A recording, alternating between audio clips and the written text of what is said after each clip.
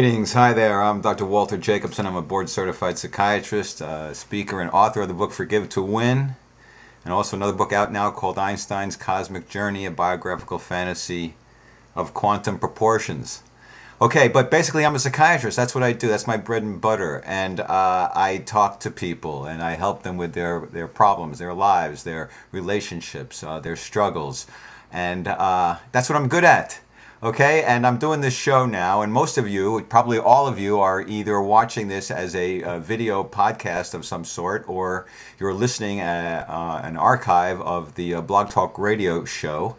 And that's great, I appreciate it, but the fact is you're not getting the best use out of me. Sure, I'm happy to be here and talk about stuff and hopefully give you folks who care about making a difference in your life some pointers, but it could be so much more fun and dynamic and powerful and instructive if you call in. If you have questions, and call in if you want to clarify the information. But if you have questions about your life, your situations, things that come up, bring me examples. And I know I can help you, give you some clarity and give you some perspectives and give you some alternative ways to deal with the stuff in your life, the relationships in your life. That's what I'm here for. So I'm trying to get into a regular schedule of Wednesday nights at 7 p.m. Pacific Standard Time. That may vary here and there, but if you go to Blog Talk Radio and you click on to follow the show, then you'll get emails and notices letting you know when the show will be on, and then you might want to listen in and call in, and we can chat and talk about stuff. It could be great. Right. Okay. So today's show is about thoughts creating reality. You know how your thoughts create the reality, your emotional reality, your relationship reality, your physical health reality, your material success reality. You know, Shakespeare wrote in Julius Caesar, "The fault, dear Brutus, lies not in the stars but in ourselves, that we are underlings." And it's true. Oftentimes, you know, it's true that people are victimized. This happens. It's true. But oftentimes we extend our victimhood long after we've been victimized by hanging on to resentments and bitterness and anger and unforgiveness. And we keep on playing the same tapes in our head about how unfair the world is and how we got trashed, etc. And all this is very negative thinking. And it actually doesn't get us anywhere. It's just living in the past, living in your victimhood. And so that's one way in which you are creating your future reality by giving power to your past reality. So just right there, key point about your thoughts create your reality. No matter what has happened to you, no matter what loss or obstacles or limitations have happened to you, that's too bad. But stop dwelling on it. Go forward despite it. You know, if you're upset because your parents tied one hand behind your back, so to speak, as they sent you off into the world, it's no point as an adult blaming them. That's not going to do you any good. What you got to do is accept the fact that it is what it is. They did or didn't do their best. You came out the way you came out. Maybe you've got some handicaps in life. Maybe you don't have as many skills as you'd like, but you still have the power to change. You still have the power to manifest the life that you want, because it all really does start in your mind, the choices that you make in your mind. This is what cognitive therapy is all about, or cognitive behavior therapy. It's all about your mind. If you change your thoughts, you will change your reality. For example, it's emotional thoughts. If you are thinking negative and pessimistic, and just thinking that life isn't fair and nothing's ever going to work out, and why bother? Negative thoughts are going to generate negative emotions. You're going to be depressed and unhappy and anxious, and then it's going to generate negative behaviors. So you're going to immobilize yourself and paralyze yourself and not go for it and not take chances and not risk defeat, not try to get success because you're afraid to risk failure and the humiliation and shame that might bring. So these are choices you make. If you're negative mindset is going to give you negative emotions. Negative emotions will lead to negative behaviors, and negative behaviors lead to negative outcomes in your life, negative realities. Positive, change your negative to positive. change your become optimistic and hopeful, and get rid of all the cynicism and the pessimism, and to try to look for the silver linings and try to see the blessings in disguise. Always try to turn a negative into a positive. Have a better spin. Do a positive spin on anything in your mind, and believe me, you can make yourself happy, even when you've been dealt a bad hand. Even when there's clouds in the sky, the sun is still shining. But we don't realize that because it's a cloudy day, and the clouds are sort of covering up our perception. Well, the clouds in our mind, you gotta cover up the light in our mind. There's great joy and love and laughter in our mind, but we don't let it through the clouds and the dark clouds of our negative thinking and our cynical, pessimistic thinking, our anger. Anger is a choice. Now, people think it's not a choice. Well, it is. I mean, initially, maybe somebody assaults you or attacks you or says something mean to you, and you react negatively or with anger. Maybe that's an automatic reflex, but it doesn't stop there. For most people, again, they hang on to their anger and their resentments and their bitterness, and this can color their world. A lot of times we have fear thoughts. Talking about thoughts creating a reality, we have fear thoughts. We catastrophize. So we think that we just had a breakup with a boyfriend or a girlfriend, and so suddenly we go into this deep depression. Why? Because of a fear thought that I'm never going to find somebody that I can have a sustainable relationship with. I'm never going to be happy. I'm gonna grow old alone and die alone, and no wonder you're then depressed and anxious and you want to crawl in a hole. That's catastrophic thinking. There's no evidence or data for that. So what we do in cognitive therapy cognitive restructuring is the first thing to do is we always ask ourselves, what's the evidence or data that I should have this feeling? So you got to look at, so in the case of just because my girlfriend broke up with me and now I'm alone doesn't mean I'll always be alone. Yeah, if I don't learn from whatever I did to destroy the relationship or sabotage the relationship, but if I don't learn and keep making the same mistakes, then yeah, I'm going to go down that road. And it's very possible that, that I will be alone. But if I learn from my relationships that fail and I change and grow and, and if I see red flags in other people and then don't go down that road because I recognize there's a red flag there that's only going to lead to unhappiness and a failed relationship. If I learn from the past, I learn from my mistakes, then there's no reason, there's no evidence, there's no data that I'll always fail at relationships and I'll never be happy in a relationship and I'm going to die alone and lonely. So when you recognize that there's no evidence or data for a fear thought, then you give yourself permission not to go down that catastrophic road. And then when you don't go down that catastrophic road and you don't just extrapolate all these incredible fear thoughts, then you're not going to be anxious, you're not going to be depressed, and you brush yourself off, you get back on the bicycle and you start pedaling. That's the whole key to life in general is, first of all, when you learn how to ride a bicycle, you got to learn a lot of different things about balance and reflexes and reaction and so many different things, and eventually you get good at that skill. But you fall down and you get back on the bicycle, you start pedaling, and eventually you learn how to do it. It's the same thing with relationships. You gotta learn from your mistakes. There are skills involved in relationships, and these skills are choices. And those choices again are thoughts in your head. Thoughts create reality. Thoughts create your emotional reality and your relationship reality. Okay? So, if your relationships aren't what you want them to be, look at what you're putting into the relationship.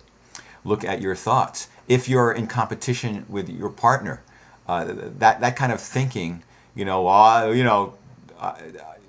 I deserve this, or I deserve that, or I'm nice to her in this way, or I helped him that way, and so if you're in competition, if you're dueling with your partner, and keeping score, these are thoughts, these are choices. These thoughts and choices usually make you angry and resentful and distrustful of your partner, and just sets a whole mood of dissatisfaction and discontentment, and the other person picks it up, and then they don't know what you're really bugged about, but then they're uncomfortable, and then they behave in certain ways, and you become uncomfortable, and it's a terrible cycle.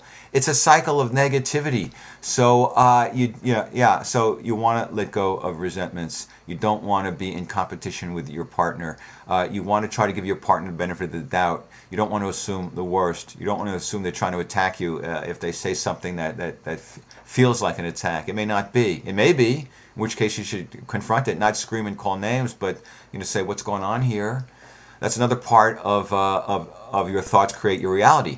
Your choices in arguing or disagreeing with a partner when you're having a fight, your choices of to yell and scream and call names and demean and invalidate versus try to find a way to negotiate, try to find a way to listen and validate the other person's position and still make your own position known. Again, there are ways to mediate a relationship. These are choices. These are thought choices. If you're an automatic pilot and your partner says something and because you're mad at what they did to you 6 years ago or 6 weeks ago or 2 days ago, and so you start barking at him and screaming at him and yelling at him and calling him names, etc. This relationship is doomed. Yeah, it's sad because many relationships could very well succeed where they're failing now because people don't hold in their mind thoughts of esteeming their partner, consideration, respect, validation, love, cooperation, generosity. Thinking how can I help you rather than what's in it for me. But oftentimes people get into relationships and it's all based on conditional things. Well, I'll love you if you do A, B, C, and D. Oh, and I'll love you if you do X, Y, and Z. And then, if you don't get what you want, these conditions aren't met, then the relationship sours. But I have found that relationships really prosper and flourish when when it's not all about you, when it's not all about your feelings are hurt and what she or he is doing to you, and why aren't you getting all the attention? You want love, give love to get it.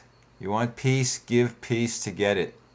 Okay, more. What? So, happiness is a choice. Happiness is a thought choice. You can choose to see the glass as half full or half empty. It really is true. So, even just smiling is a choice. And people think that, well, smiling and laughing is, so that's just, again, sort of a reaction or a reflex response. So, but it's not. Smiling actually increases endorphins and makes you feel better, makes you feel happy. And if you smile, even if you're not feeling happy, you can generate endorphins all the same and become happy. So consequently, it works. I'm happy now. Consequently, you should smile and laugh as much as you possibly can. Obviously you don't want to look like an incredible idiot, smiling and laughing all over the place, and then suddenly you don't have a job, and that's that. But in general, frowning, most people that's their default mode, is frowning or just having some kind of a stone cold face, or as opposed to smiling and their eyes sparkling with joy and light and love and happiness and friendship and companionship. And smile and be happy and extend that happiness to others and bring them up to your level. You'll bring yourself up to that level. If you're not happy, believe me, smiling and laughing will bring you happiness. And it's a choice. Even if you don't have money, even if you just got fired, even if your life seems bleak and full of lack and limitations, in any one moment, in any one moment of now, you have a choice to be happy or sad, to be angry or cool about it. And it's not going to, in general, it's not going to change the outcome. If you just got fired, if you want to be angry and depressed and anxious, it doesn't change the fact that you just got fired. Now you're just compounding the problem, right?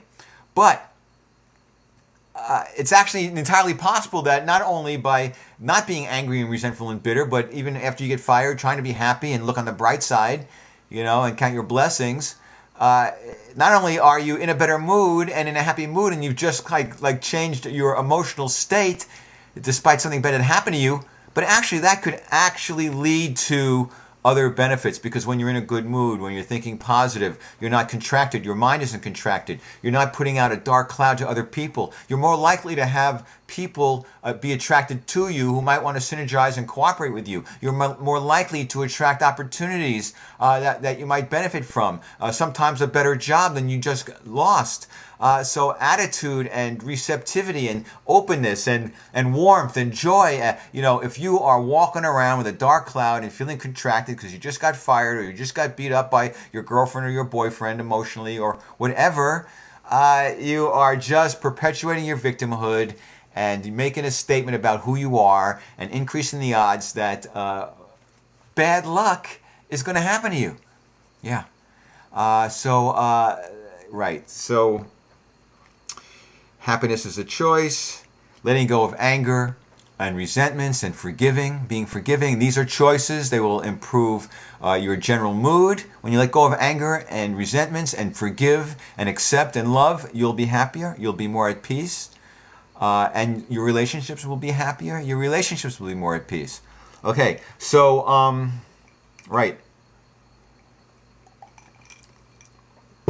So your emotional reality, your thoughts create your reality.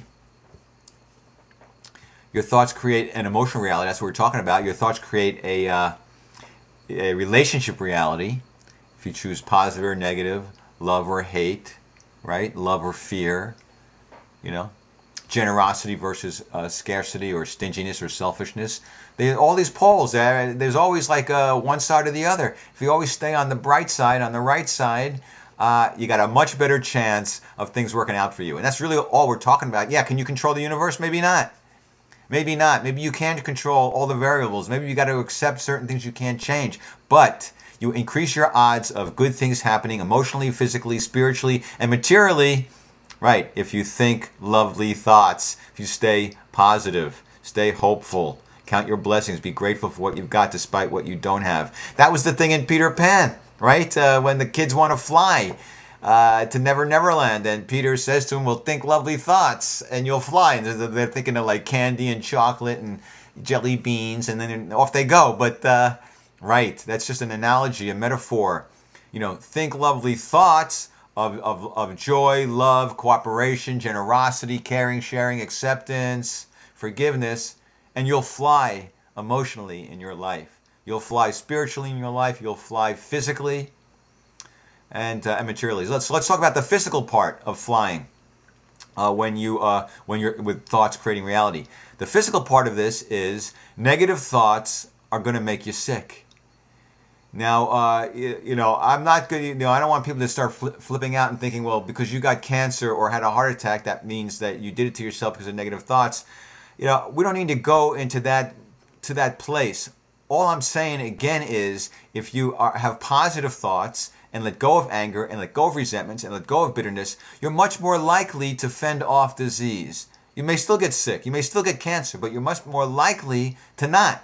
And you're much more likely to repair yourself and heal yourself and recover from all sorts of horrendous stuff when you think lovely thoughts, when you think positive and loving and let go of resentments and bitterness and anger and grudges and grievances. Because all that crap, right, it actually is stress. It's all stress. All that crap, all negative emotions are a form of stress. You're just internally generating and creating stress in your mind. Stress in your mind is translated to stress in your body because the stress suppresses the immune system.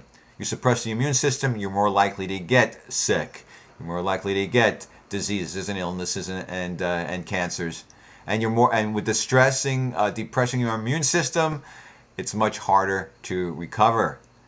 So again, this is what you want to do. You want to, if you want to be healthy and as physically fit as possible, sure, there's a whole bunch of good things to do. These are, again, thoughts, choices. Well, I think I'll, eat a cow versus, I think I'll have a tossed salad.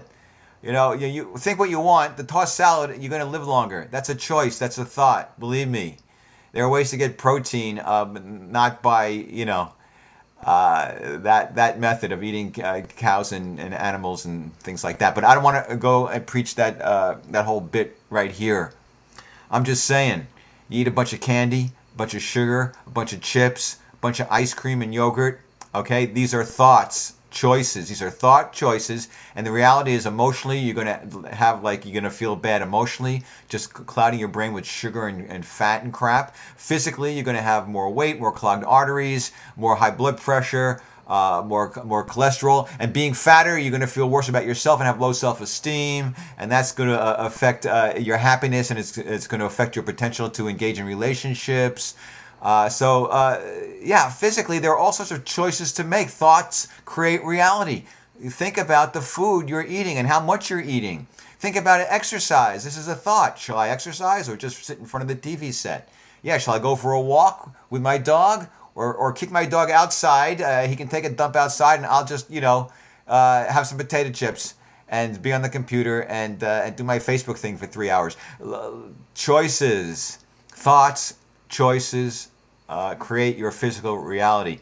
So you want to make really good choices in terms of get plenty of sleep, and again you want to get rid of anger, resentments, bitterness, judgments.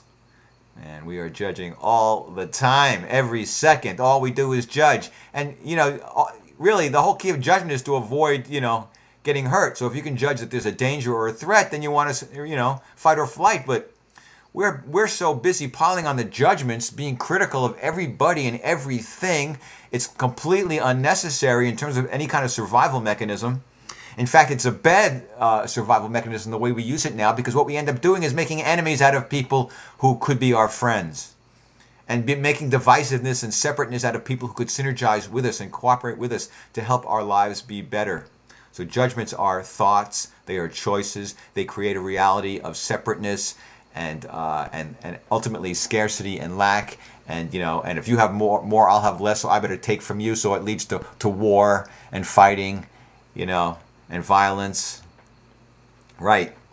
Okay, so what else? So your thoughts create reality. We talked about emotionally and your relationship reality. We talked about physically. Your thoughts can suppress your immune system or strengthen your immune system. That's what they did with people who had cancer. They would think about an army of white blood cells, visualize an army of white blood cells marching into the cancer and gobbling it up. These are thoughts. And this was creative visualizations and creative imagery, and it worked. In studies, those people who did those kinds of visualizations, those kinds of thoughts and visualizations and affirmations lived longer, had better recovery phases, less relapses, required less medications. Mind is very powerful. The choices you make in your mind will create your reality. And materially, your thoughts create your reality materially, because again, if you think negative, well, a lot of times people think negative. They go, what's the use? Why bother? Nothing's going to work out. I'm not good enough. I'm not smart enough, etc. We got this inner critic jabbering away, and we listen to it, and then we end up sabotaging ourselves. So we don't finish things in time. We don't get stuff done. We don't put our best foot forward. We're late. We don't call people back. And so we screw up all sorts of opportunities that could lead to better jobs, more money, greater prosperity, greater success, greater opportunities. We actually create potholes and obstacles. First we dig the holes, and then we drive our car into them. That's what we do. A lot of things we call accidents are just a result of us not paying attention. We don't pay attention, and we're sloppy. And then, we run into somebody, or someone runs into us, or we slip on a banana peel, or we hit our head on a file cabinet, and in a second, our world changes for the worst. So you can create a material reality, prosperity and success, not only by the healthier thoughts you have, the more attention you're paying to being positive and optimistic and hopeful, you will get more things done. You will be more effective. You will do less self-sabotage. But also, the more positive you are, the more helpful you are, the more you try to be of service to others, the more you try to wish success for others, success will come to you. This is where the law of attraction comes in. When you have an open heart and a loving heart and positive and accepting, and then are thinking positive and thinking successful thoughts, you will attract greater opportunities. It'll come out of nowhere. You couldn't predict it. You couldn't anticipate it. You couldn't plan it. People will suddenly appear who will want to cooperate and synergize with you and help you and bring you to a better place because they feel your positive energy. They feel your positive attitude. They want to be around you. They want to help you. They know you've got something and they want it. And so they want to be on your team. Really. Be a loving human being. Be generous. You will not lose in the process. This whole scarcity idea that, if I don't, I got to watch out for me and I'm number one and nice guys finish last, and no good deed goes unpunished. It's all a bunch of crap. These are all lies of the ego to keep you stuck in fear and confusion and negativity. There's a part of your mind that wants to see you crash and burn. So don't buy into it. Think positive. Get rid of all those negative thoughts that helping others is like there's a downside to it. In fact, I think it was the guy who, the Think and Grow Rich guy, Napoleon Hill. I think he started out by like like washing cars for people for free. He didn't want to charge them anything because he just felt that goodwill, putting it out there, it would come back to him, and it did. And he's long dead, and his book is still a bestseller, so it's fantastic. Okay, so we are winding this down. Few minutes left. I may cut it early because what a shock, there are no callers. Come on, gang. I got a lot of stuff I can share with you. If you want to call in next time, anytime, join my Blog Talk Radio network. It's Forgive to Win, and just click on it, become a follower. You'll get a message of when my next show is. Bring your stuff. We can talk about cognitive therapy tools. We can talk about spiritual tools, forgiveness, acceptance, love. We can talk about relationships. I actually am a relationship guru. I know how to help people repair relationships. I know how to help people get out of their way. Bring me examples. Bring me stories. We'll have an interesting conversation. I promise you, everybody will benefit. Okay, what else? Right, so again, Forgive to Win. Oh, my website, walterjacobsonmd.com. You can go there, and there's I have a YouTube site, has all my videos. You go to my website, you can see a little bit more about me. What else? My book, Forgive to Win, is available in Audible audio form and the Kindle type ebook form and the paperback. It's really inexpensive. It takes an hour and a half to read. It will change your life. There's a lot of books out there that are hundreds of pages, and and they keep on saying the same thing over and over again. And I have distilled 90 seconds. Thank you. I have distilled just so much of the brilliance of so many leaders out, spiritual and prosperity leaders out there. I've distilled it down to some basic principles, and I even call it a forgiveness diet because really I believe that getting rid of anger and resentments and attack thoughts and judgments, and being a service to others, being forgiving and loving is the ultimate way to forgive and love yourself and heal yourself and get rid of all the negativity within yourself that perpetuates all these 60 problems. seconds. That perpetuates all the problems we're talking about.